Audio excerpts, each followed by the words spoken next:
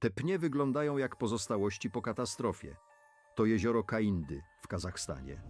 Powstało po potężnym trzęsieniu ziemi w 1911 roku, gdy ogromne osuwisko zablokowało górski wąwóz i utworzyło naturalną tamę. Woda zalała rosnący tu las świerkowy, a spod powierzchni do dziś wyrastają martwe pnie. Najdziwniejsze nie jest jednak to, że ten las zatonął, tylko to, że po ponad 100 latach wciąż wygląda, jakby czas zatrzymał się w miejscu. Miejscami głębokość jeziora dochodzi do około 30 metrów, a temperatura wody rzadko przekracza 6 stopni Celsjusza.